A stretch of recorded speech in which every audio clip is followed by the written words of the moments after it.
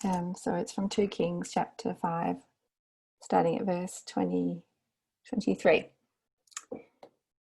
And Naaman said, "Be content, take 2 talents. And he urged him and bound 2 talents of silver in 2 bags with 2 changes of garments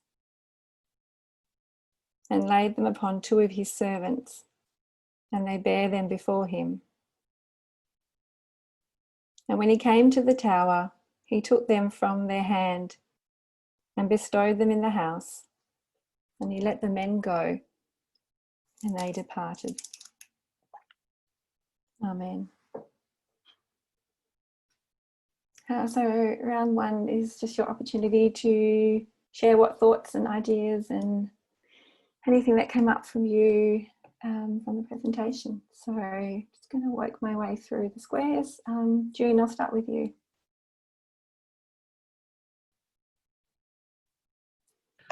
I think I've already sort of asked something about the Mandelbrot.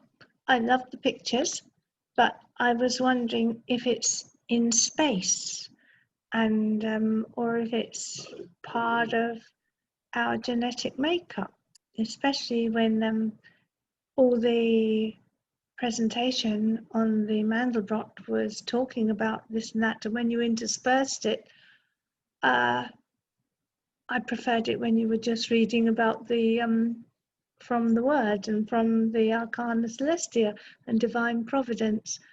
That sort of made more sense than the multiplication of the Mandelbrot, but I loved the pictures of the Mandelbrot. It was quite fascinating.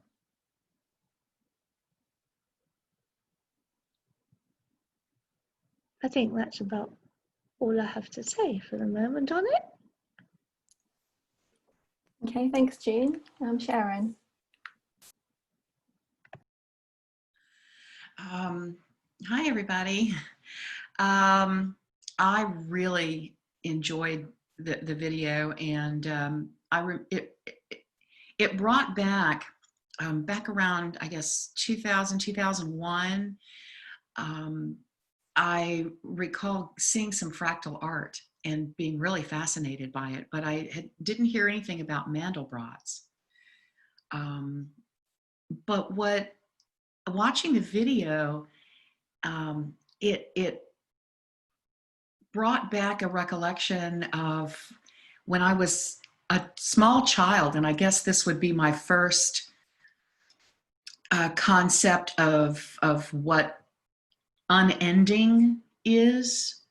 I had a cup, a children's cup, that had a picture of a bear holding a cup with a picture of a bear, holding a cup with a picture of a bear, holding a cup with a picture of a bear, holding a cup with a picture of a bear. And I just kept thinking, I must have been like 4 or 5 years old, but I remember wondering how small it could get. And you know, it wasn't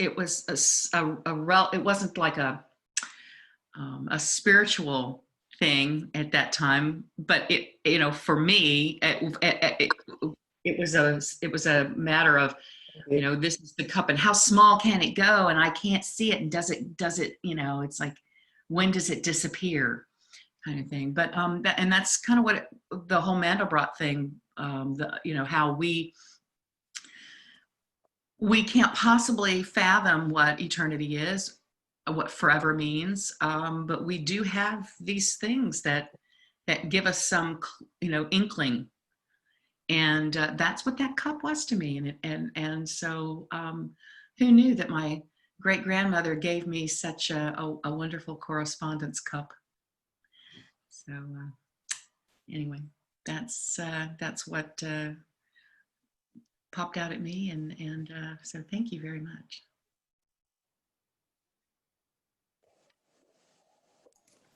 Thanks, Sharon. Ian. Now, I absolutely love this because I'm a visual learner. And one of the things that jumped out at me was the computer animation, if you want to call it that, of the the zooming in and how everything gets more complex and more beautiful. One of the things that jumped out at me when it got down to, I think it was 10 to the 48th or something, and then it jumped over to sub numbers as well, the colors changed to a purple and gold, which I thought was fascinating.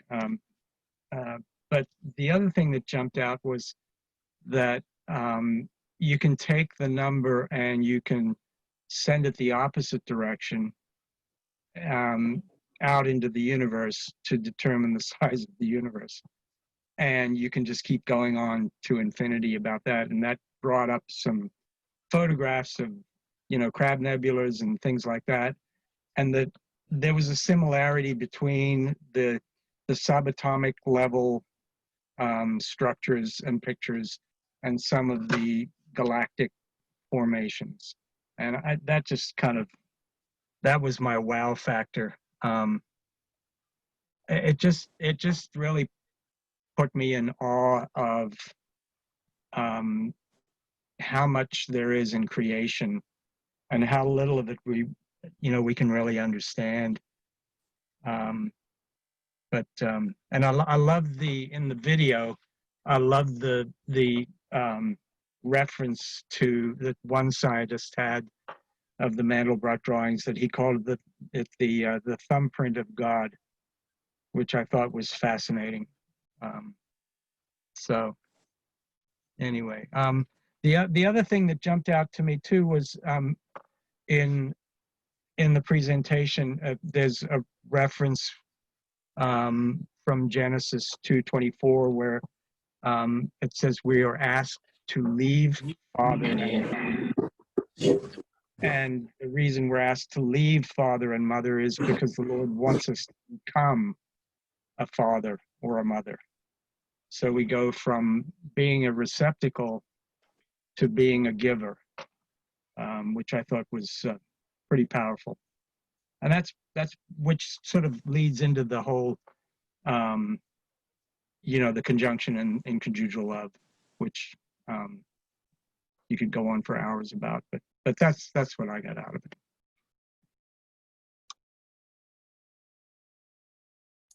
Thanks, Ian. Leslie.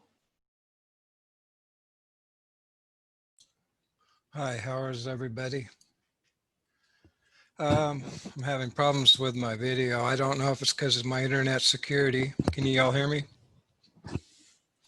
Yes, we can hear you. Okay. Well, this was an interesting article.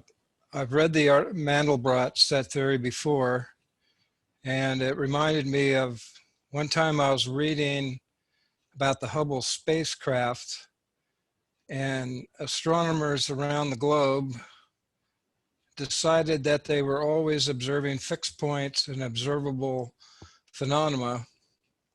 And they kind of scratch their heads and they go, what would happen if the Hubble was pointed at an agreeable point in the universe that was considered black space? So all these telescopes from around the world fixed on this fixed point for 2 straight weeks. And then after 2 weeks, the computer generated pictures started coming back. And what they saw in this agreeable black space was billions and billions of more stars and galaxies. So like the Mandelbrot, it's an infinite thing, the universe, of course.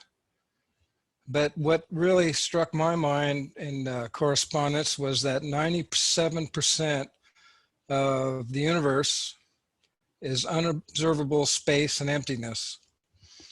So I thought this is just like Jesus Christ. His humility is infinite, and that he only shows a little bit, because and I thought of the scripture in 1 Corinthians 13. Love is patient and kind. Love is not jealous. It does not brag, and it is not proud. Rude is not rude. It is not selfish. It cannot be made angry easily. Love does not remember wrongs done against it. Love is never happy when others do wrong, but is always happy with the truth. Love never gives up on people. It never stops trusting, never lose hope, and never quits, and love will never end. And the other thing as I was kind of studying your article, was that I kind of took a rabbit trail and read a Scientific American paper that was released in April 1990. It was released kind of in a celebration of the theory. And the one sentence that struck me, it says, "A closer look reveals that the borders of the set do not form crisp lines, but seem to shimmer like flames." And I thought that's kind of like God too. You know, it's like our God is a consuming fire. And it says in Hebrews chapter 12, "Therefore, since we are receiving an unshakable kingdom, let us be filled with gratitude, and so worship God acceptably with reverence and awe, for our God is a consuming fire." So that's all I had.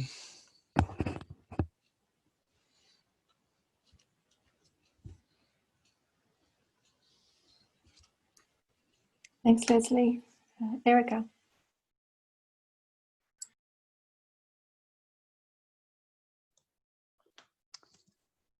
So I admit I went down the rabbit hole of multiple YouTube visual entrancement for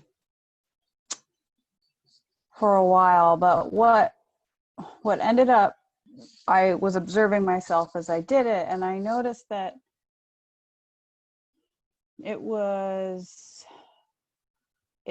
a weird combination of thinking I knew what was going to happen, particularly when they weren't running the series too quickly.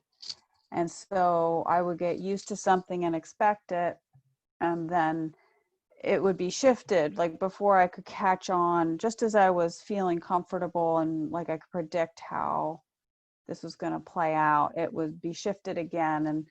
And then I noticed, a few clicks in, 20 seconds later, it was entirely unrecognizable as to what it had been before.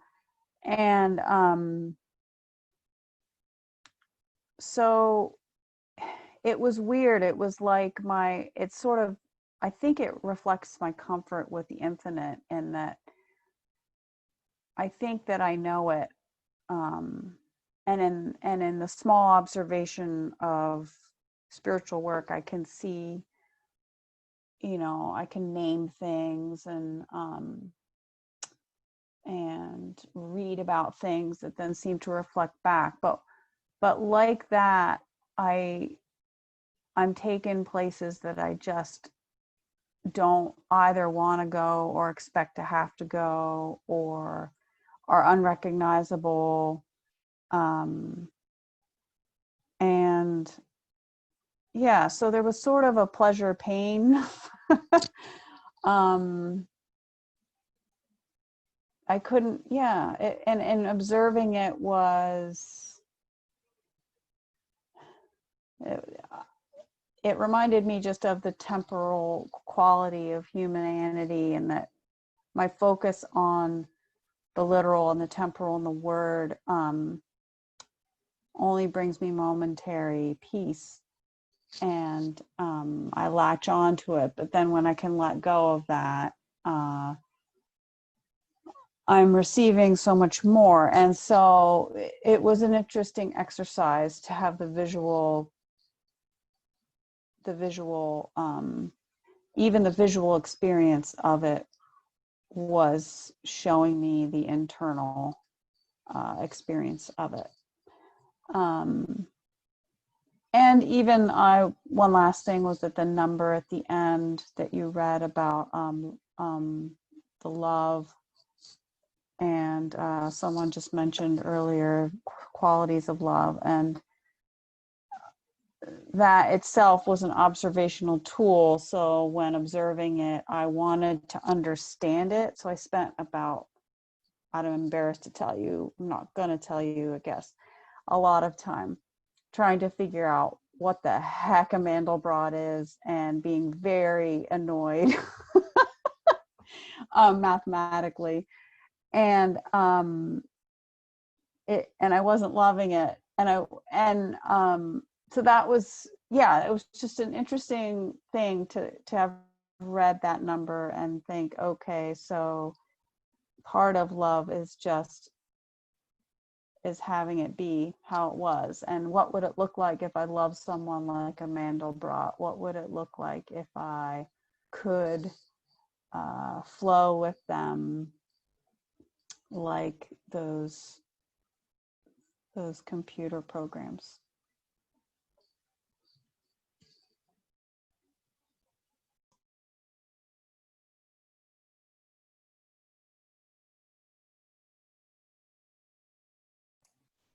Thanks, Erica. Gray.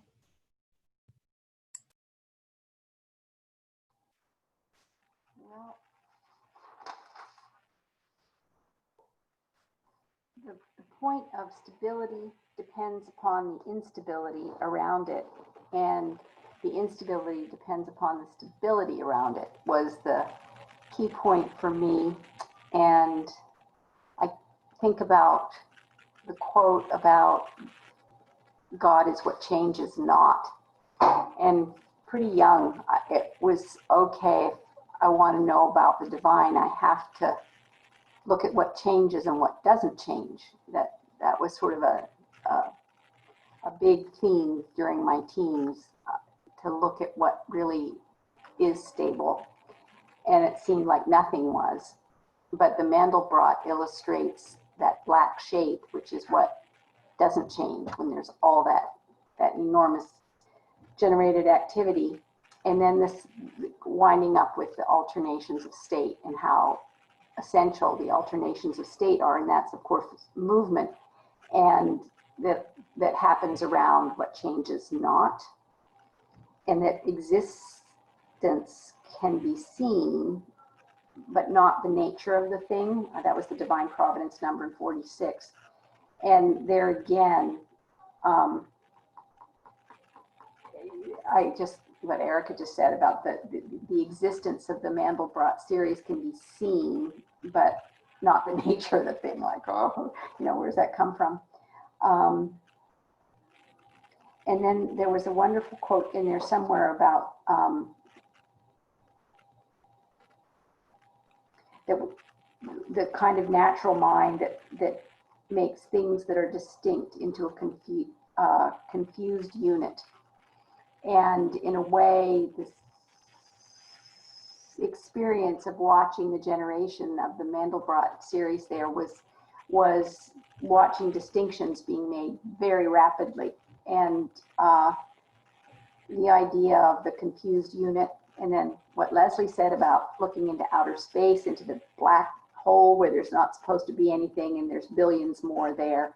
And this whole idea, I guess, in the logopraxis work, it just seems that what is getting developed maybe in the gymnastics of doing our tasks and stuff is the ability to see distinctions. And it's another degree, I guess, to know what to do with them. And the difference between creating and not proceeding, that we are things create and not proceeding from the divine. And yet the Mandelbrot picture gave a sensation of proceeding in a way. And that was lovely. And just an aside about the colors. Again, sort of an early exploration for me was to look at the colors when you rub your eyes and all that kind of thing. And it fascinated me, this is decades ago, that why can I see light when there's no light source? And why are those colors different than the colors I see in nature? And then in the 80s, when the Mandelbrot picture started coming out, and those are those colors that you see when you rub your eyes at the beach, when the sun's there, and that turquoise and gold and magenta and black. And it's still a fascinating thing to me that they're not the colors of the rainbow. They're different colors, and they're the colors that are somehow available to the mind without a light source. And I have nothing to conclude from all that, but going back to the constant looking for what is constant, looking for what doesn't change and what does change. And I guess looking at that as somewhat of a tool to make the distinction, going back to that theme, that we can know God by knowing what is not God. And we're certainly, that's what is not God is so very accessible. So thank you.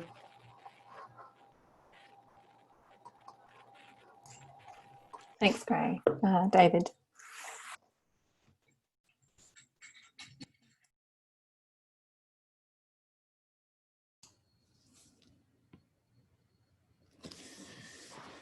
Yeah, so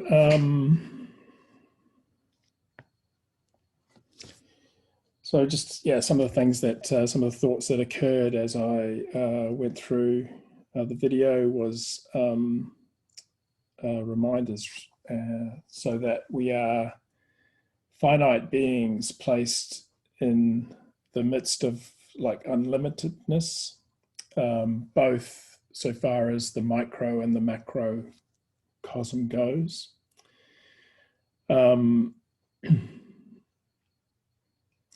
I like the idea that, I think it was near the start where it talked about how, you know, the strange image, which is unique and unfamiliar, is a reminder of so many different things. So I took from that the idea that, related it to how things the Lord uses to represent himself have this multi-dimensional aspect to it, and that can be seen just in terms of reading a scripture in a group setting where everybody gets something different from it. So while it is bounded, the boundaries are permeable and fluid, and despite the fact that we might think it means one thing, someone else can bring a very different perspective and offers us a window into seeing things in a different way. Yes, has been pointed out that stability is dependent on states of instability, or there is this movement and interchange between stability and instability. So we are held in what is, knowing that every state is only the potential for the next state, and we don't know what that next state is. So when we move out of what we're comfortable with, you know, we're always thrown into being in a state of instability, and that states of instability are necessary to break down what's preventing us from moving forward in a process. In fact, there's no process without instability. There's no being in a process without having to deal with the instability. But the stability aspect is there in the sense of, you know, we have these principles that we know are true because we have the experience that has brought them back into focus time and time again. But as we move into those states of instability, we can tend to forget, and that increases the instability, which then brings back the stability once we move through that process.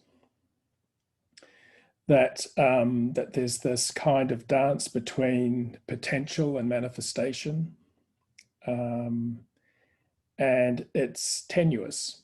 It's not as fixed as we might think. So again, it brought back, ideas connected to esse and existere, or the relationship between love and wisdom, being and coming into being.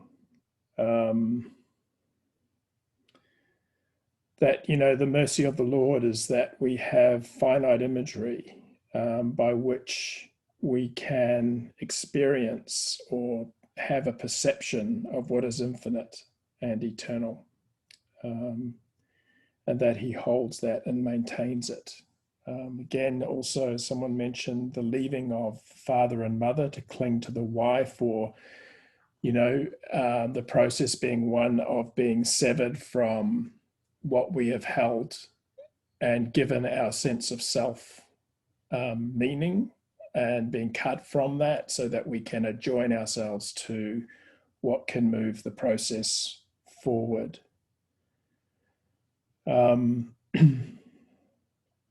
Yeah, and that's what, and spiritual work is, you know, is being in the experience of those spiritual processes. The reminder that unless truths are put to use that and actualized, that they cannot bring life to our souls. That all natural experiences unfold in processes. So everything that's offered through the senses is there to support us coming into deeper things. And that our sense of self is constantly being recreated, being regenerated, having new perceptions develop concerning our sense of self. So it's not something fixed either, that we have to be prepared to die if we want to live. So yeah, there was a lot in it, and I think just to, you know, the formula, if you do go online, the formula is very simple. It's a simple formula, and yet look what it produces. You know, it's just incredible. That's me.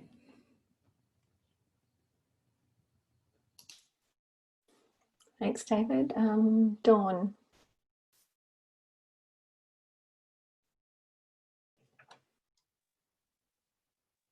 I should probably pass because this hasn't been a very good week for me, and this is my least favorite thing that I've read and had to think about.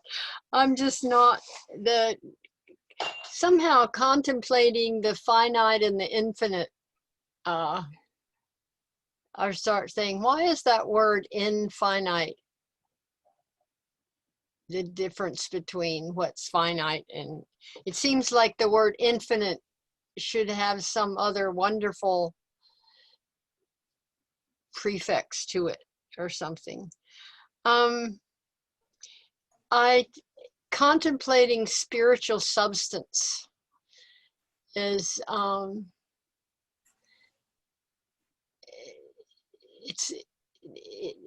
my mind wants to do like the cup you mentioned. I had my mother had a dressing table with a mirror that the sides folded behind me, and I could see hundreds and hundreds of myself. I mean, not really, but you know, as far as the angle would go, I could see another me and another me and another me, smaller and smaller and smaller and smaller. And I remember the feelings that I had standing in that mirror are sort of explained in this write-up. But somehow I don't know whether it's my mood this week, which I've had an infection in all the political stuff, but I couldn't get my mind to get lifted up by this write-up, even all the beautiful pictures. I didn't. So I can't say anything about it, but I am enjoying what everybody else got out of it. Thanks.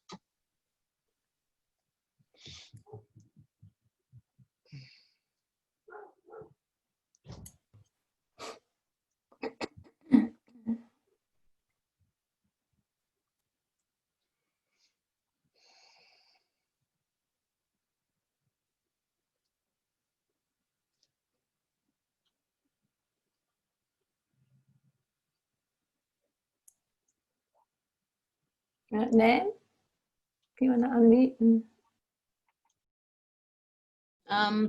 I was brought to mind, one of my favorite passages in the Third Testament is True Christian Religion 787. And a brief paraphrase of that is that before the new church, when a person looked across the sea and the sky, they saw nothing. And with the presence of the new church, they see the Lord walking towards them with arms outstretched to embrace them. And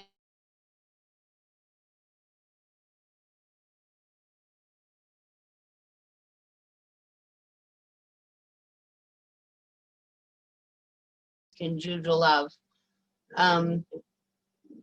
It calls that conjunction in the Lord a conjugal state, where what is infinite and eternal becomes present and loving. And what is human is so often denigrated. What is human is the Lord, and we're just echoes of human. And what is human is infinite and eternal. It is this amazing thing that gets sort of forced down into a teeny little bit of the infinite and eternal word that we can somehow comprehend.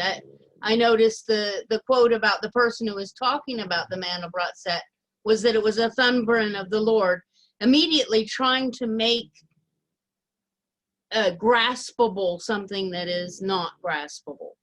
The Lord has given us the word to allow us to access him, to allow us to have that communication with him in a way that would not be possible otherwise, because we're not infinite and eternal. And what is finite doesn't speak with what is infinite. And so that conjunction of allowing the Lord to be, allowing us to understand what is human so that we can become an image and likeness of what is human is really what it is. It's like we will never be fully human. We just have the potential of being human. We continually throughout eternity, in 10,000 years, I'll be a lot more human than I am now. You know, a human being what is truly angelic. But I'll still be working on it, and I still won't be perfect, and I'll still be circling that gyre, trying to come into a deeper understanding of the Lord, reading the Word, and having that, you know, in smaller and smaller gyrations, having my brain ordered by Him into a more perfect manifestation of what is human. Seeing it, the Mandelbrot set is a visualization of that infinite series of regeneration. The same as the Fibonacci series is the same thing, where we see that, and you know, the wonderful thing about spiritual geometry is that it's universal. You know, it's in architecture, it's in agriculture, it's in math, it's in all these things that tell us there is so much more, that there's this universal principle that is the Lord. And that's what the Third Testament tells us also, only perfectly instead of one of our imperfect observations. And but just my thoughts went to, you know, I'm an animal lover, and it so often my parochial self wants to dash against the teachings that say animals only have a natural soul, as if they aren't perfect the way they are as manifestations of the Lord. You know, they're perfect because the Lord created them to be that way, just the way I am in my state that I need to be. The Lord created me working on this. Now I of course shame myself all the time that I could be doing a lot better, and my laundry piles get huge, and you know, 5 layers of sawdust in my shop, but it's still, I'm working on myself, and the Lord is doing the work, and I want things to be, you know, all infinite and eternal all the time. You know, like things to I want to take, basically I want to take control of the process. I want human to be how I discover human to be. But human is more, is so much more, and the Lord is perfection, and you know, that I get to even have a taste of it. But seeing the animal passages, back to that, the fact is animals are a perfect manifestation of the Lord. The same as the Mandelbrot said, it's a natural thing that is a manifestation of the Lord that allows him to see, to be seen. You know, it's there's 2 ways we can approach the Lord, it says in the Word.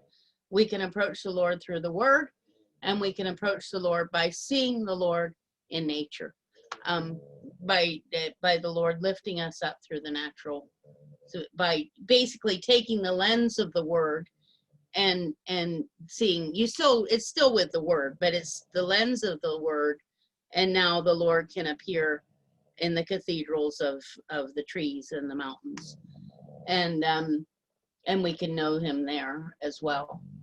And that's this is a wonderful cathedral to one facet of the Lord that is very hard to reach. I mean, it's a very hard to reach facet of the Lord. It's one of the things that Earth and the universe was created for. You know, Earth and the universe given 3 times, and you know, in arcana and in spiritual experiences, and published separately. So important, because what it shows us is not this small insular, the Lord created heaven and the earth, which the rest of the Bible shows us, but it shows us this infinite and eternal God, the God who spun the stars, who is just, who, when you are out in a starry night and you just get this, you know, where your breath is taken away by how magnificent the Lord is, and you don't, there's no word for that awe. It's just, it's beyond. Or when you read a passage and it's just like, it's everything in the Word, and it comes and it's like slices into your soul, and you know that the Lord is. And those things are the perfection of form. And I don't know, it was lovely to look at that part of the Lord again, because again, the earth and the universe shows us that. It shows us that Lord. That's one of the blessings of the new heaven, of this new revelation, is that we now can know the Lord in that infinite, and know some teeny little fraction of the Lord, not really, even hardly, but have some inkling of a comprehension of the Lord in that infinite sense, that this God that spun the galaxies knows my name, knows me better than I know myself, and is spinning the atoms that keep me together, and is keeping me out of being too mad at the political spectrum right now, or all the other things he does for me 1,000 billion times a day. And he's still spinning the stars and talking to everybody else and the zillion people in the universe at the same time. And it's impossible to know that without reading the Word.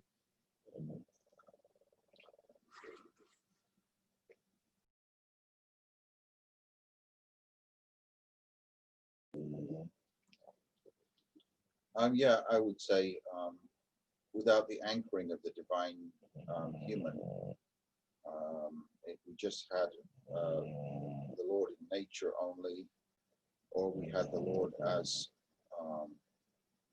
he was sort of at the beginning of the Old Testament of just the Son of Man or Jehovah, we would be kind of stuck in thinking of the Lord as a being that is connected to us through giving us life, through giving us the spiritual life that we have, and that the true life that we have is not actually the life of the physical body.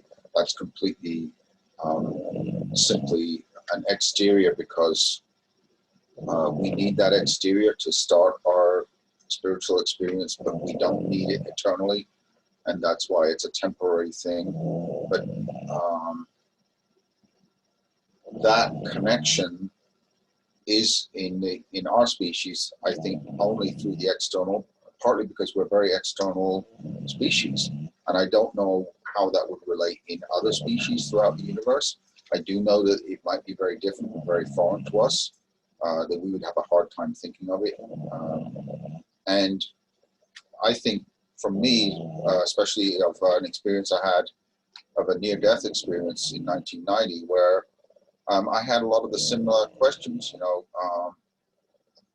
how is the Lord reaching other people in the universe, and where do we fit in with the rest of the life and the universe, which is those are big questions. And right now there are a lot of people who are actively engaged in reaching out and trying to find other life in the universe, and they even question its existence. Well, I wouldn't question it at all. I believe very firmly that we are part of a much greater whole that would astound most people beyond any kind of notion of belief, in that we're a very tiny part of something very huge.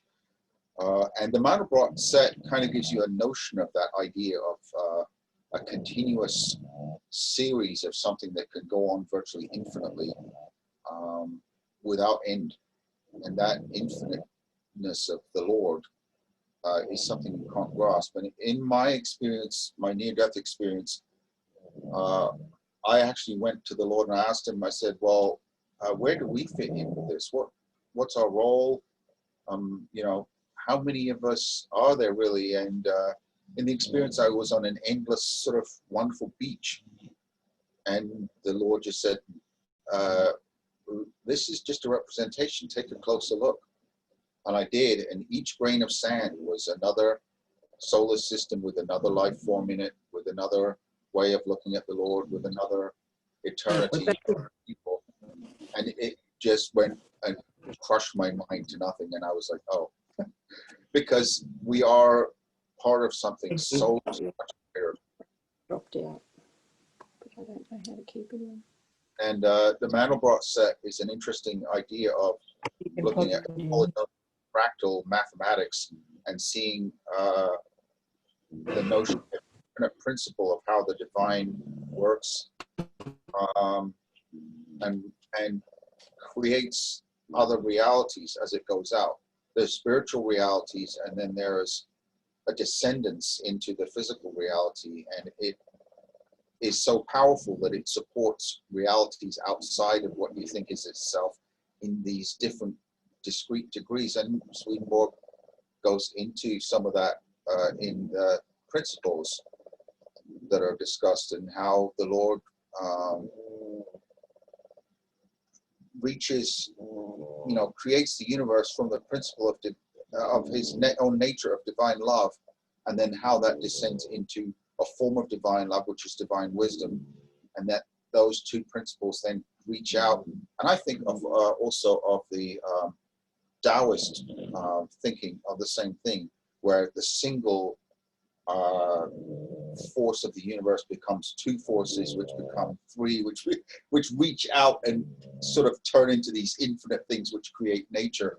And the Mandelbrot set is a little bit like that. It has massive scale that you can't really reach the end of it. It goes down to a microscopic scale, subatomic scale, to the very nature of, you know, beyond the nature of atoms and subatomic particles. And then it goes up to this enormous scale, which is like universal filaments that create like monster masses of galaxies, and you think there's light reaching us here on our planet from galaxies that are long dead. The light has traveled so far that if you actually were able to instantly travel to that location, you wouldn't find that galaxy there, because all we have left of it is the light that came from it, which is like a strange idea that astronomers have figured out, but you know, and that is something beyond physical comprehension. And that's just the physics, the external nature of it, of light and the masses of those galaxies. But if I was thinking of it in terms of the spiritual principle, it's the same thing. There are spiritual principles in the other life that I think are so universal and so powerful that they just extend infinitely, and you could never, our minds are not infinite enough to ever grasp the whole thing. We can grasp a tiny portion of it and see the principle of it, how it works in our own life and how it works in our relationship with other people.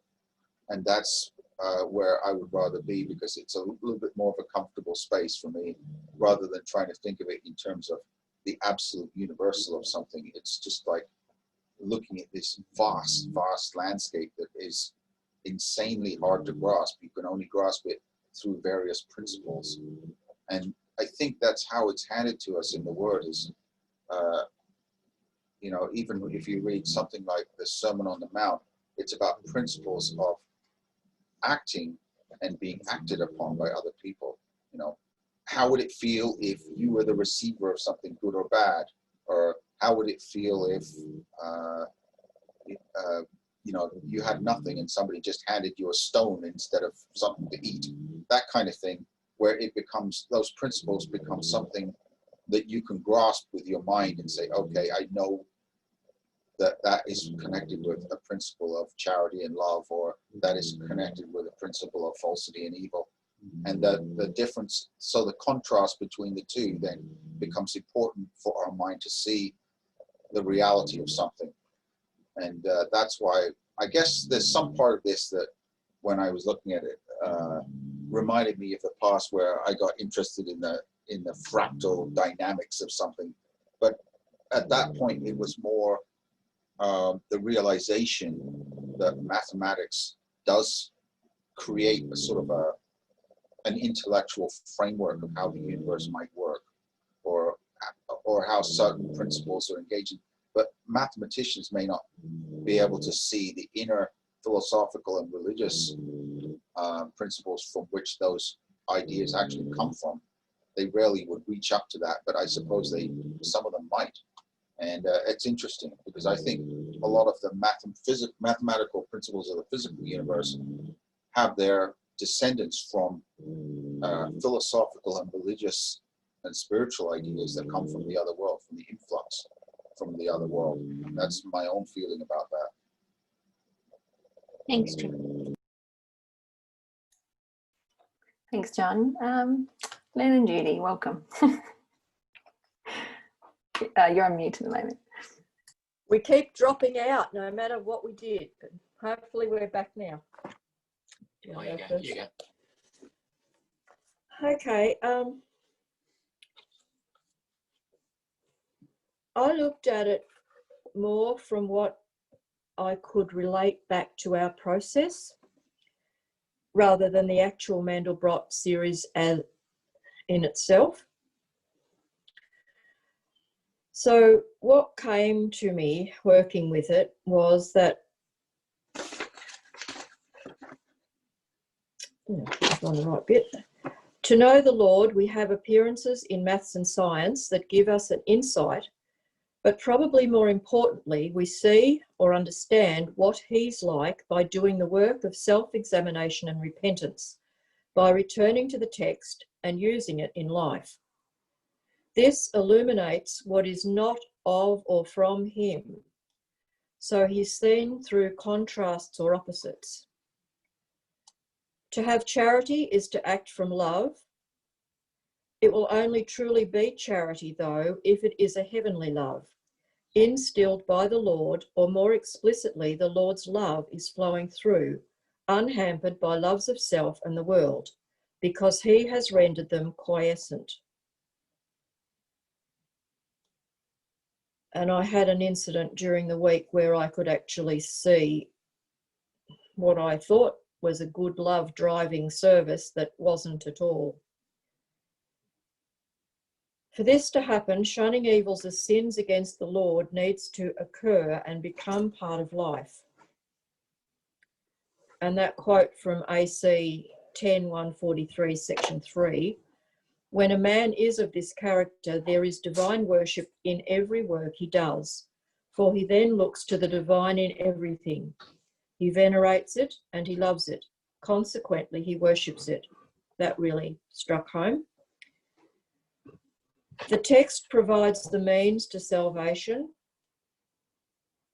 As regeneration occurs, contrasts become more moderate. What is infinite and eternal with us is from the Lord, and the abstract ideas show us glimpses of the infinite. The Lord's divine human as the Word contains our life or brings into existence our life. Without regeneration, distinction cannot be drawn or seen between the internal, external man, or even acknowledgement of its existence. And in my reading this morning, which was randomly opened, this fitted in so well.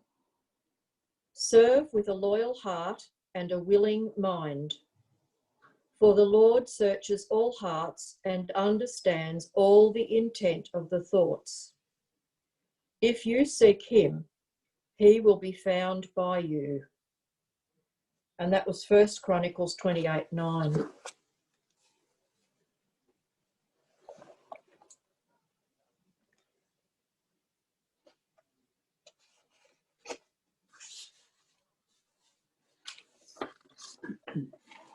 Yeah, for myself, I didn't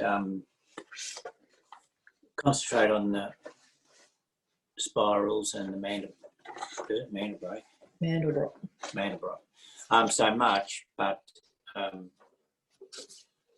looked at the texts, and one of the texts was quite a bit of a shock actually to see that even when I am regenerated, that there is still nothing but evil in me. And of course I'm reminded that everything good is the Lord's alone. So then I wondered, what does when we are regenerated mean? Is it intermittent, like it says? I was really taken by this. Now no charity, now some charity. How simple is that? So the some charity, so is that the bit where I'm regenerated? But I'm also reminded, or I also remember being taught that I don't actually, or we're not really taught, or we don't really know when we are regenerated. So anyhow, I did look it up in the dictionary to see what it meant, and regeneration means producing good results again, or improving something, or restore something after it's been damaged. One of the posts was to renew life or energy or spirit. So I take it from that it's a process rather than a result, which seemed to sit a little bit better having worked with it. So yeah, so that's me.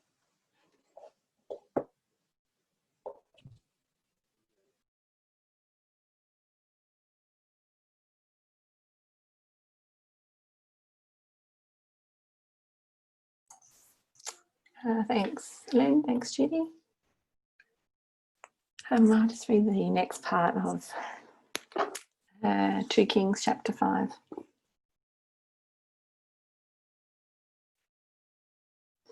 But he went in and stood before his master. And Elisha said unto him, Whence comest thou? Guess I. And he said, Thy servant went no whither. And he said unto him, Went not mine heart with thee when the man turned again from his chariot to meet thee? Is it a time to receive money, and to receive garments, and oliveyards, and vineyards, and sheep, and oxen, and manservants, and maidservants?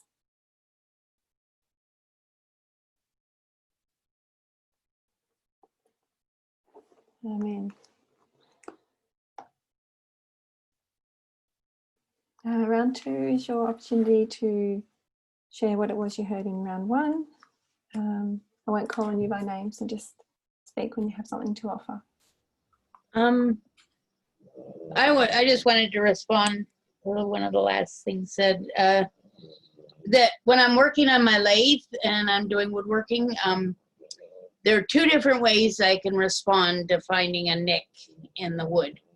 I can say, oh, good, I get to repair this and make it beautiful. Or I can throw it across the shop and get really mad that I have to sand the whole darn thing all over again. And in regeneration, the Lord, when the word is, it says that the word is written on your heart when you go through a page of regeneration that brings you into what would be called regenerate. And that doesn't mean you don't, the Lord is the way. He is the path of regeneration. We're on the way forever. But there's a part when you're working from the Lord where it's written on your heart and you get to say, oh, good, I found another place to make myself more perfect, more an image and likeness of the Lord, so I can be more useful and more delightful to him. Or you can throw yourself across the room and have a weepy fit, which is not being a regenerate person. So one is from love and the other one's from hell. And it doesn't mean you don't keep on working on your pot and keep on being perfected by the Lord, but you delight in the process if you are a regenerate person and you are in love to the Lord and excited that he has allowed you to see another place where you can work with it together with him. Or you are mad because you are in love of self and you think, oh, I should be perfect. How is this not perfect? Anyway, that's the lathe always speaks to me, fun things like that.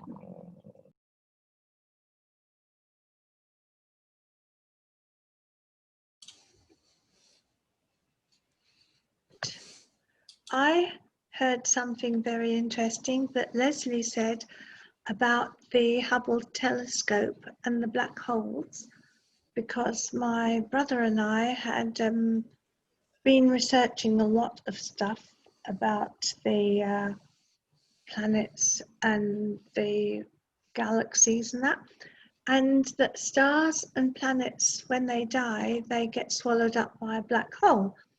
So I was really, really comforted by Leslie having said that thing about the Hubble telescope that was studying black holes, to finally find that there were galaxies within there and planets, because I thought, oh, maybe they don't go anywhere. That might be their heaven that they're going to, you know? And that's a funny thing, but that's what I thought. And then another thing that occurred to me when Nan was talking about animals and their souls. Just recently, I'd been watching a documentary on television about cows and beef when they not only get tagged on the big ranches in the outback, but when they have to go to the abattoirs, and they're all taken in line to the abattoirs. And I really worried, because if animals, which they do, have a soul the same as us, and they see their friend in front of them go in and then he doesn't come out, do they know that they're going to have their life ended in the abattoir? Or do they not know? I was thinking about that silly thought. I was worrying about the cows and the bulls and the cattle. But yeah, does anybody have an answer to that? Probably not. So I'll just keep quiet about it. Been a vegetarian for 25 years, but so I'm probably not the one you want to respond. It says in the word that the celestial heaven, the celestial angels consider the eating of meat a wickedness. Now, what you're going to draw from that? But what he was saying about it isn't a black hole. It's the darkest space that they could see in the sky, not a black hole. Sorry, black holes don't have galaxies in them. We don't know what's inside a black hole. Too bad. That's still a mystery. I got a lot of things here that really jumped out. I really like the idea that was brought up about colors being made available to the mind without a source of external light, and how that connects with spiritual truths, and how we're living in between a microcosm and a macrocosm. And that's like to what jumped out at me about that was being in an equilibrium between heaven and hell, or between stability and instability. And there was a comment about there's no process without having to deal with instability, and that it's a dance between potential and manifestation, esse and existere, being and coming into being. And truths have to be actualized in our life to bring us into deeper things, and we have to be prepared to die in order to live. And I really love that image of standing in between the mirrors and looking one way and seeing the curve of yourself going off into oblivion, and then the other side. That was just that was a pretty neat little image. And I liked the idea of that someone said about the Mandelbrot gives us a glimpse of the infinite nature of the universe, and both in the macrocosm and in the microcosm. And the word does that in terms of what the Lord has given to us in terms of our potential of what we can do for him and for others. That's it.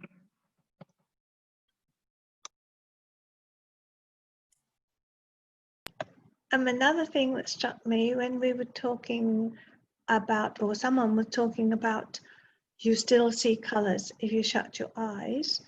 Well, that's because we've seen colours, but during lots of my uni studies, we were one time investigating how blind people learn and see. And of course, we have Helen Keller to read plenty of.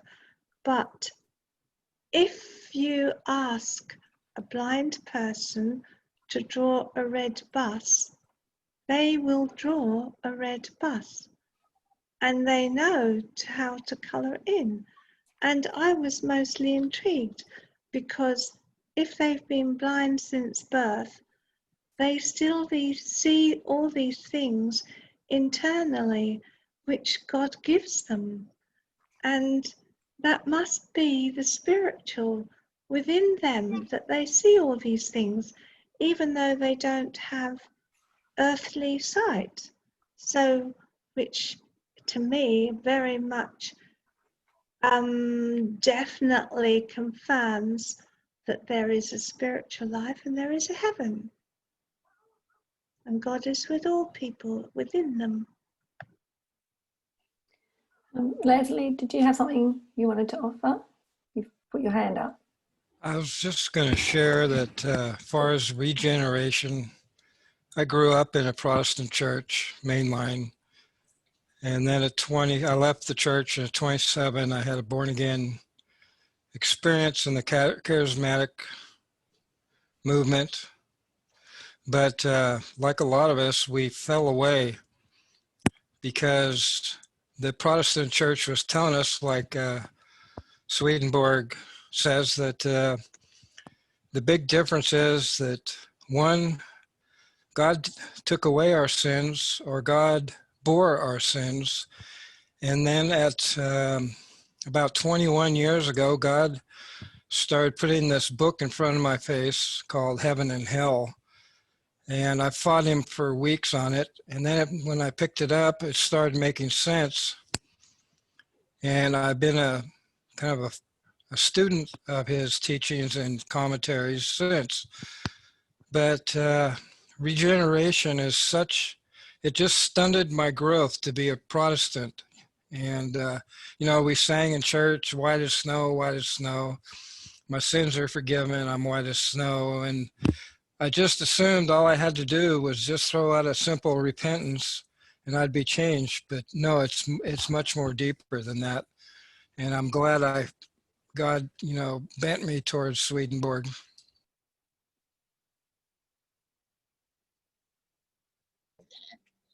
Go It's on ahead. the bottom.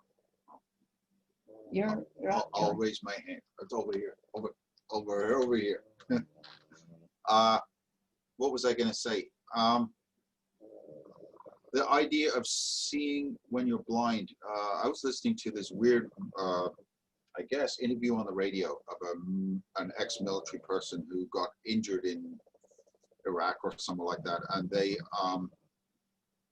they were part of a SEAL team or something, and they went into an area where there was an awful lot of IED or improvised explosive devices, and they first saw somebody else get injured, and then they got injured immediately afterwards. They stepped on something or whatever they shouldn't have stepped on, but they were immediately transferred to a hospital in Kandahar, Afghanistan, and then transferred back to the United States. And their experience out of that blindness, they actually ended up as a Paralympic athlete.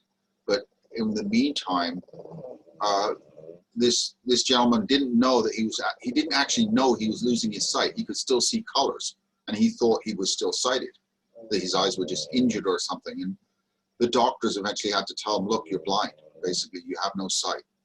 So the mind was still engaged in the idea of colors and seeing things. And to me, that reminded me in some ways of when I did have a near-death experience, that colors were very different than they would be in the physical spectrum. It was like there were other colors that I wasn't seeing before, I wasn't even aware of, that I could suddenly see. And it was odd to me at the time. I suddenly realized that at some point in the realization of the process, I realized I was not in a physical body. It was weird. But the colors that are in the mind, that the mind sees, are, I think, reception of truths that are there, that have always been there, and that you start to become aware of, I think, when you enter the spiritual world. But blind people, well, because they don't have physical sight, their mind is receiving those colors. It's weird. It's like partly from other senses, but also just as a way of interpreting what's going on around them. That even if we didn't have physical sight, our mind would make those colors appear, or in some way there's some kind of reception that's going on because of constant influx that we're absolutely not aware of, that's actually keeping us alive. It's giving us reception of what's going on around us. And yet physically we find that so important. If you spent the rest of your day with a blindfold on, there's so many things you wouldn't be able to do. And that's what this person was saying in the interview. There was like so many things that were simple things that you just totally take for granted, like cutting up your food or something or whatever, that you would not be able to do at all. And yet blind people have to relearn all those things physically, but their mind is, when it comes to colors, their mind is making those colors appear. It's kind of odd, and in a way I think it shows the spiritual principle of light and color is from some other source other than just the eye itself.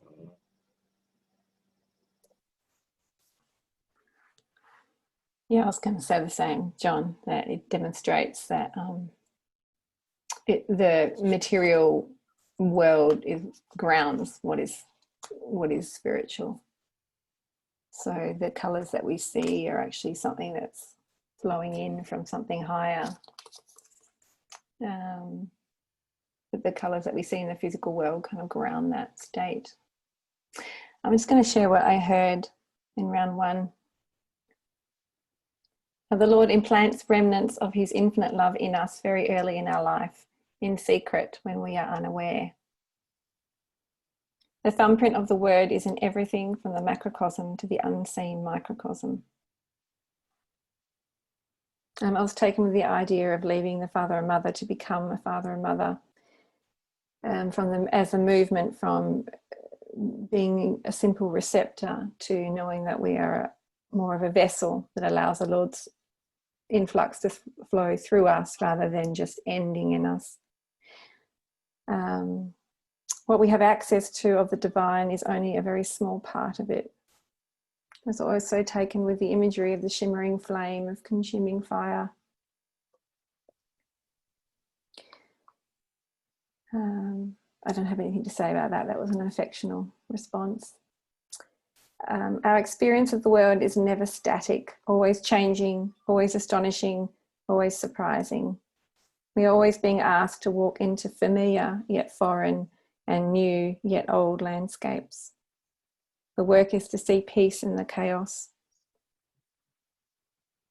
I was also affectionately taken with the idea of loving someone like a Mandelbrot. The word allows us to see and perceive distinctions. And this is us being created anew by the Lord word.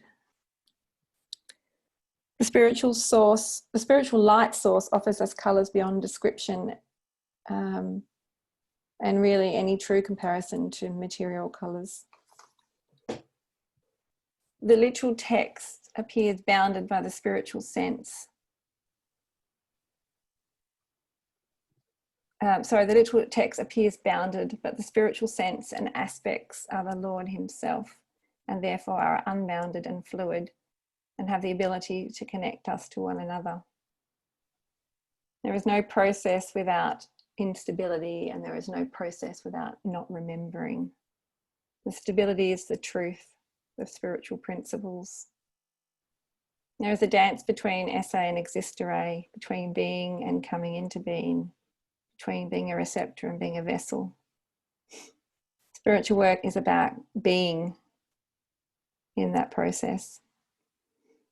The self is constantly being recreated and rebirthed, and we are echoes or images of what is human. The word is what is offered for the conjunction of what is finite and infinite, of what is self and the divine. The natural mind cannot comprehend perfection. The spiritual mind submits in humility to the all that it can't, and the celestial mind loves that it can't. Everything has the potential to demonstrate the word as the Lord. We can only grasp the infinite Lord through spiritual principles. We can only grasp the will of the Lord through our understanding. The work offers what is not of him and thus enables us to know him more deeply. Contrasts become more moderate as regeneration occurs. The word demonstrates our life into existence, and the word enables the natural man to be seen. When a truth is made known or more clear, it is regenerated. We are in a state of regenerating, and we feel refreshed. And when we are in a confusion, we are in the work towards that state.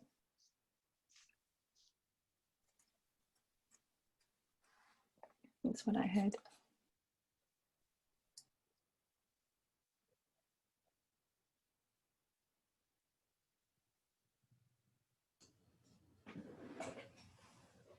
So just a couple of points that I picked up on. All things temporal are reflective of the one from whom they came.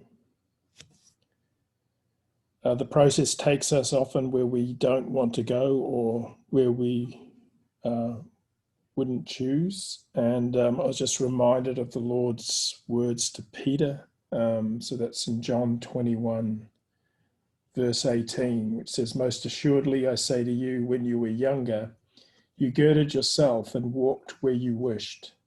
But when you are old, you will stretch out your hands, and another will gird you and carry you where you do not wish." This he spoke, signifying by what death he would glorify God. And when he had spoken this, he said to him, "Follow me." We can know God through what is not God. We know this we only can know this though through spiritual work, where we come to see the evils and falsities of the loves of self in the world when they have dominated our life. We are continually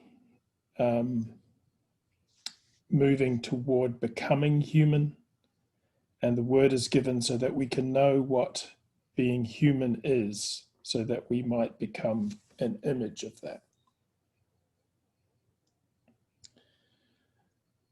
We want to control the process, and we are given to be in this fantasy for as long as necessary. The divine human as the word both contains and brings our life into being. And that to be regenerated is an ongoing process rather than a result. So those are some of the things I heard.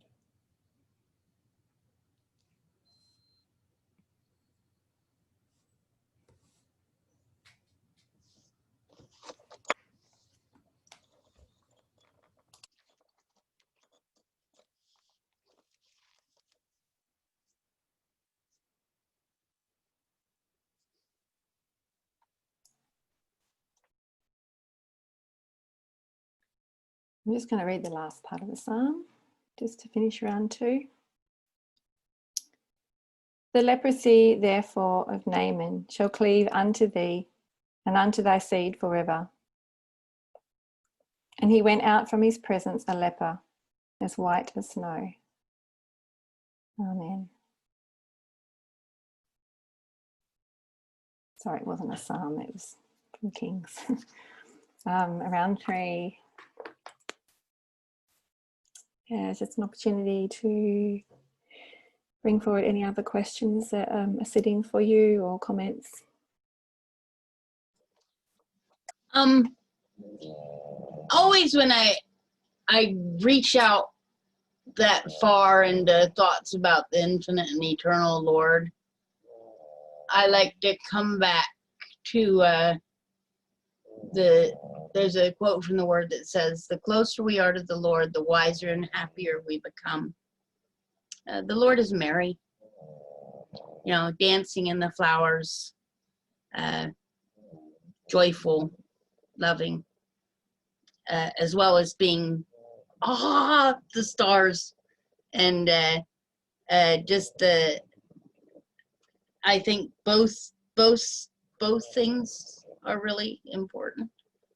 That there's this wonderful immediacy of the Lord that you get with the word, where one of the last things Swedenborg ever wrote from the Coronas, it's one of my favorite quotes.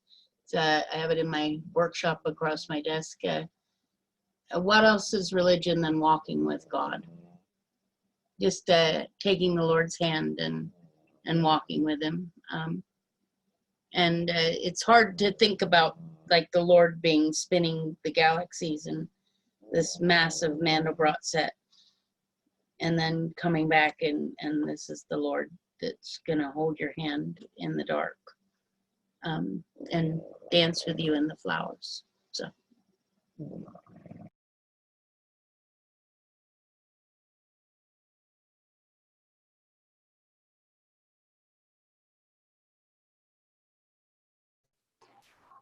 I was, sorry, bro. Go right ahead. Go right ahead. No, you go.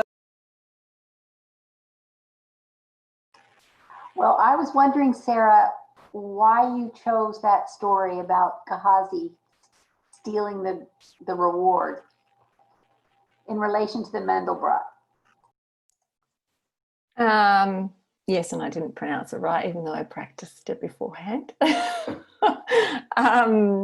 you for that.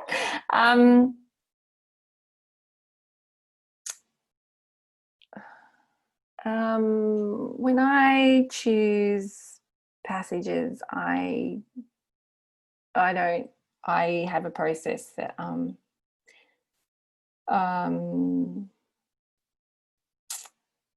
it's intuitive. I don't really question.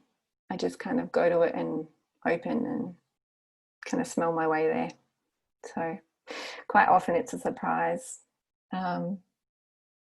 I don't know why, and I was curious whether Leslie, he's gone now, whether he had picked up and remembered that was how it ended, being white as snow, whether that was a God incidence or whether he had remembered that was part of the story.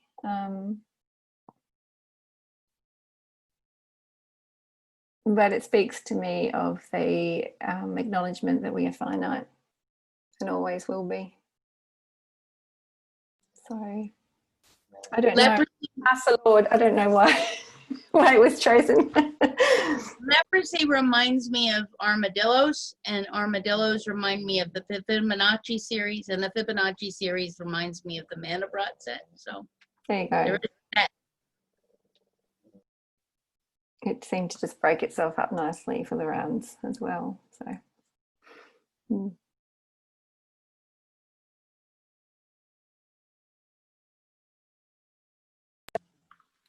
I wondered about the quote, and I can't find it right at the moment, where it said that love comes from good, it comes from truth, it comes from evil, it comes from falsity, which really made me wonder.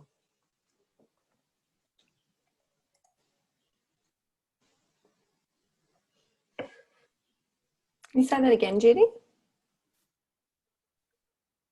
It's not the exact quote because I can't find it in a hurry. It's on the iPad, but we've taken it away because we've gone Melinda's. But there was one part of one of the quotes in there, and I think it would have been an AC one, where it said that there's love flowing from good, from truth, or it might be good from love, good from truth, good from evil, and good from falsity. Oh, the four types of natural goods. 3469. Yeah. Do you want to read it, Ian? Yeah. Everyone knows what natural good is, namely, that it is the good into which man is born. But what the natural good of truth is known to few, if any.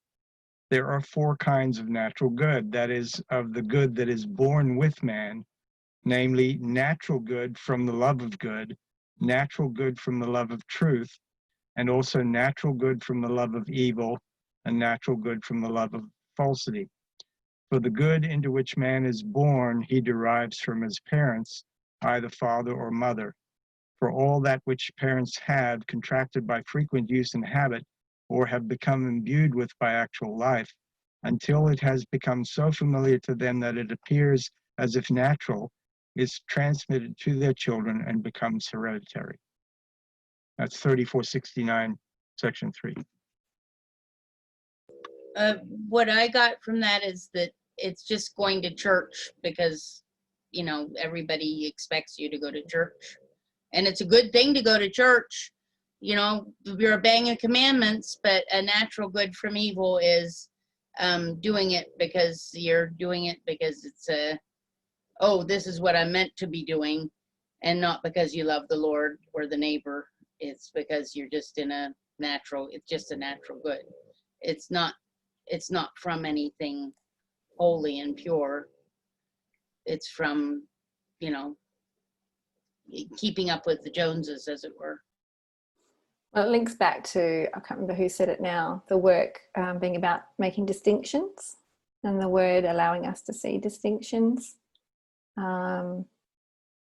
and that, you know, there's another numbers that talk about the fact that the natural mind is in a state of mixture in terms of it has both evil and falsity and good and truth. You know, and that's what our experience of the process is. When we work with a task, we see why our affections, you know, what affections belong to the hellish proprium, what affections belong to the Lord, and you know, the truth allows us to see distinctions in our intentions and our motivations, and just see the distinctions of the thoughts that are in our spiritual landscape in our mind, and to see those different types of, you know, goods I think of as affections for truth, affections for love, affections for falsity, affections for evil, and that the process is about really seeing those distinctions, seeing what is not of the Lord, so that we can know the Lord more deeply. I guess it was the fact that it was still called good. Yes, because yes. I wouldn't equate good to coming from evil or falsity. Yes. I kind of think of it as, you know, how they talk about evil loves. Yeah. In that term. So I just translate that as affections. You know, you know, they talk about the idea that evil loves can be just as exciting and invigorating and all those other things that the love of good can be. Yeah. All right, thank you.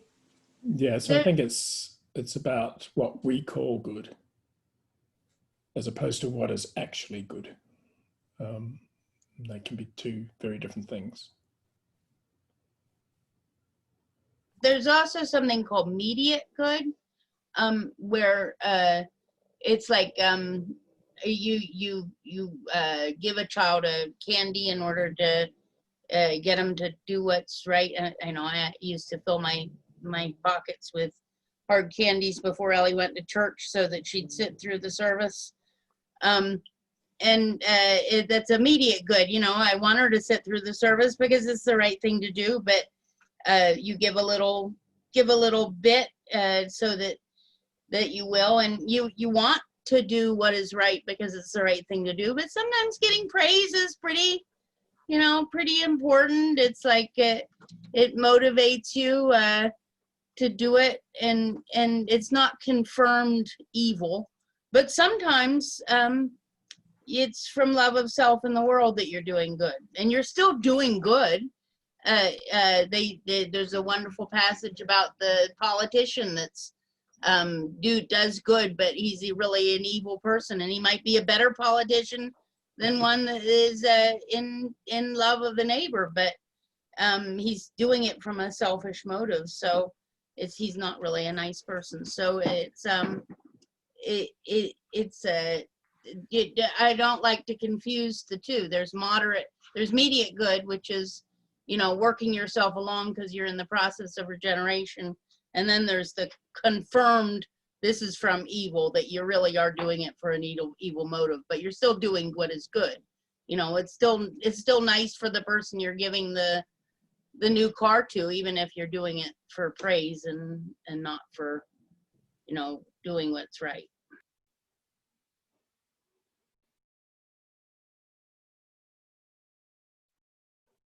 Dawn? Dawn?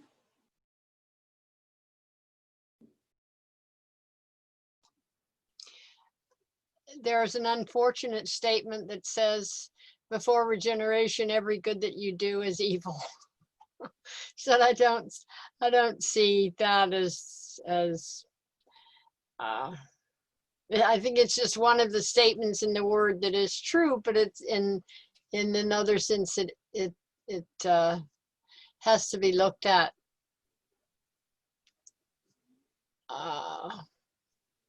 with a wider vision. I mean, of course, if we're not regenerated, what we do isn't good, you know? And if we're thinking it's all for myself and not from the Lord, it's not from good. We're still performing a use, but from ourself, until we're living from the Lord, we're living from self.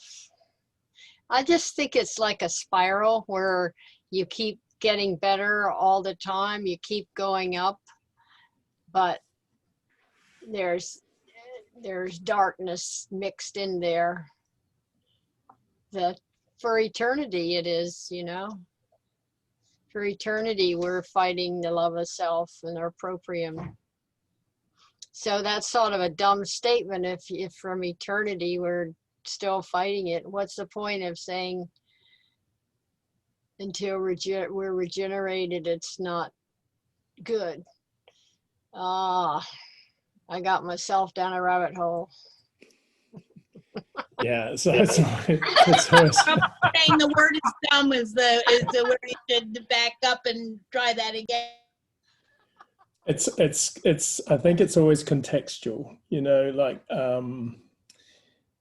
what is good? The Lord. That's the first principle. And then everything else from that is that's not the Lord, is not good, but it can serve the Lord's end. And in that sense, it becomes a good.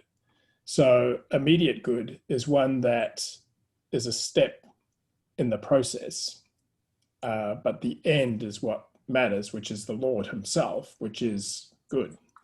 So, and again, you know, the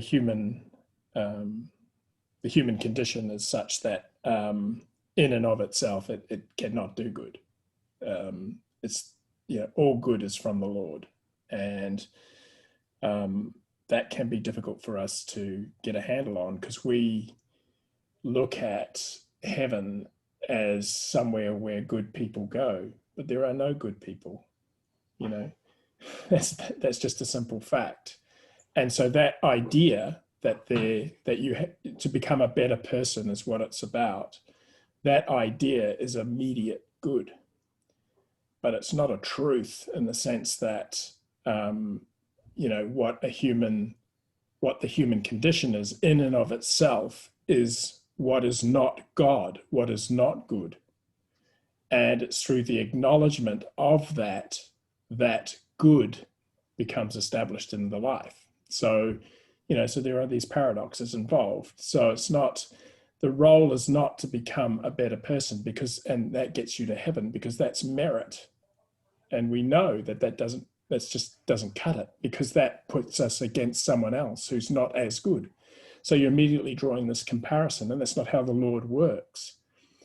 What heaven is the state that comes from realizing we are not good, because then all life is acknowledged to be the Lord's. That's good. Yeah, so I'll leave it there. Otherwise, I'll dig a rabbit hole as well. So. I've been writing the biography of Theo Pitcairn and remembering lots of things that he said. And one of the things that he said that was, as a young teenager, was confusing to me was that people with a personality of a Cocker Spaniel have a harder time regenerating, because everybody thinks that they're so good. Their personality is so warm and immediately affectionate that they don't see the evil that is in themselves. And so that was so confusing when I was a teenager. I thought, well, gosh, if a person is really nice acting, you know, but everybody has the same evils they have to go through and fight. And that was his point. Yeah, Henry James Sr. Wrote a book about this. And he talked about, he gave the illustration of a man with two sons, and one son was naturally of a good disposition and the other was a rebel. And the other ended up in prison. You know, the rebel ended up in prison because he just followed his inclinations. Whereas I suppose it's the prodigal, not the prodigal son. What's the other story? The story of the two sons. It's there as well in scripture. But the idea there is, of course, is that yes, if you are naturally inclined to a peaceful disposition, you don't as easily get to see what is opposed to the Lord. Whereas the person that's a rebellious nature, once they start to move into a spiritual awakening, are in a much better position in terms of really evaluating this state, you know. So I think the thing to remember as well is that these are all descriptions of spiritual states that occur in process. So I can't even remember what the quote now was, Dawn. It was, what was it, like, good, something is good until, what was the quote? Something is good until we regenerate? Was that what it was? Can you remember? It was the Arcana list about natural good and 4 different kinds of natural good, I think. Oh no, Dawn was talking about something else that confused her. I'm sorry. Yeah, that's right.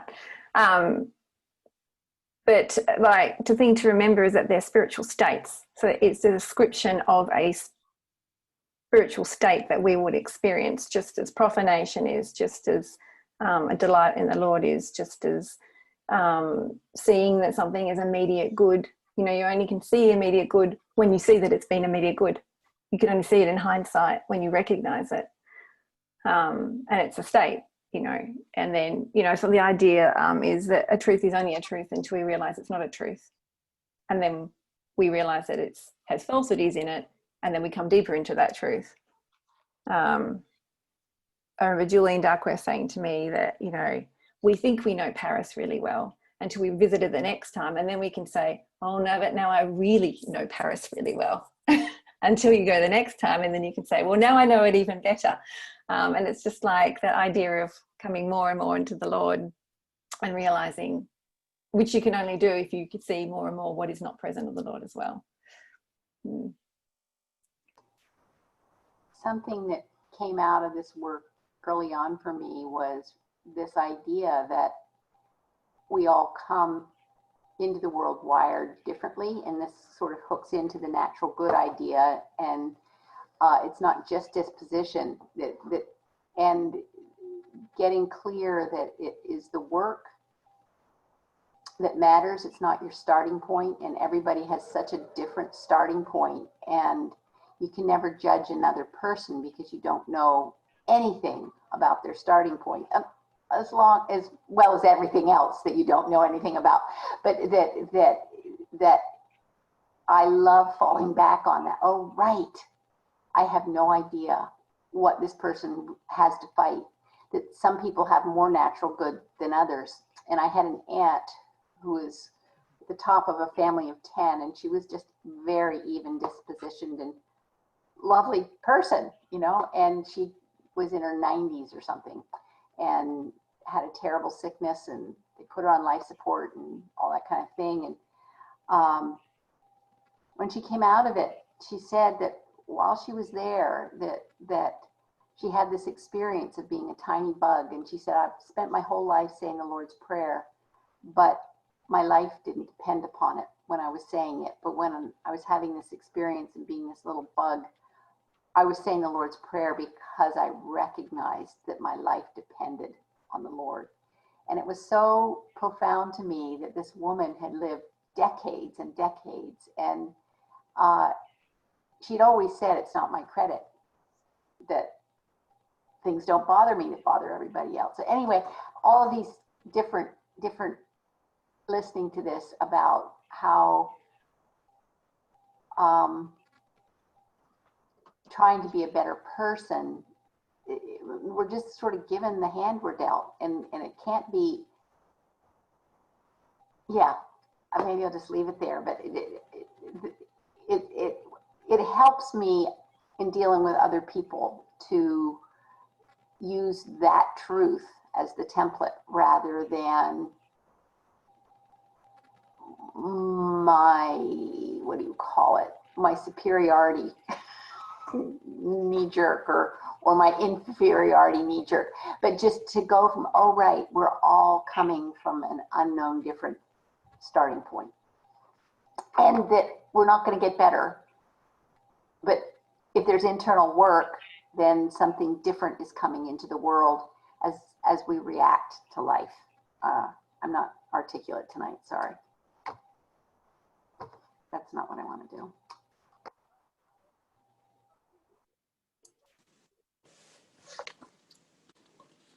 one of the things that I noticed come up or heard was that we don't really know what to do with the things that arise for us.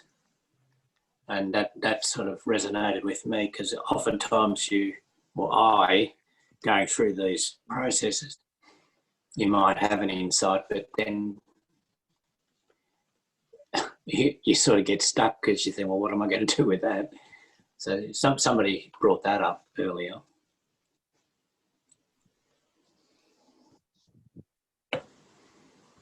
I have been into the idea of losing my sense of self, or my sense of self-importance, long before I discovered Swedenborg. There were, I was reading Carlos Castaneda and Don Miguel Ruiz and Greg Braden and all of these New Age writers that were talking about, breaking down the sense of self and your self-importance. And but I realized that that's only half the process. And I think that's why I wasn't satisfied with it, because, and the writings complete that process, because you have to, if you're getting rid of that idea of your that part, the bad proprium, you replace it with the good proprium, and and I hope I'm phrasing that correctly, but I'm just always surprised at at myself, and the fine line between the losing the self-importance and self-deprecation. And sometimes I feel like I have trouble with that, and then other times I'm like, no, this is good to realize that I'm not good. I can't do anything good, and that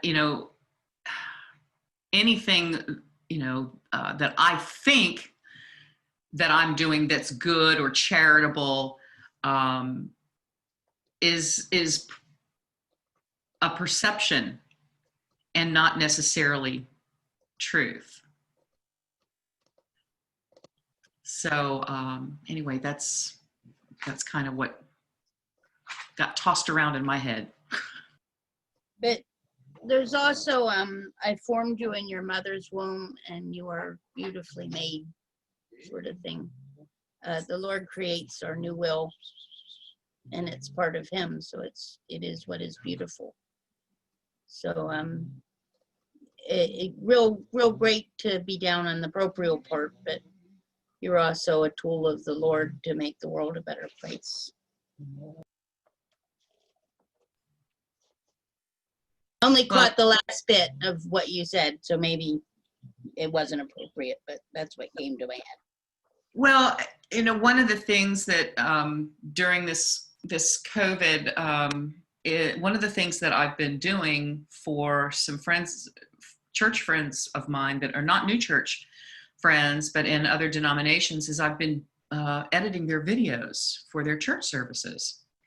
And so I've been listening to different sermons and that kind of thing. And the latest sermon series that the Anglican Church here is on is biblical social justice. So this Sunday is the first sermon, and I'm really curious to see how traditional Christianity broaches biblical social justice and what that means.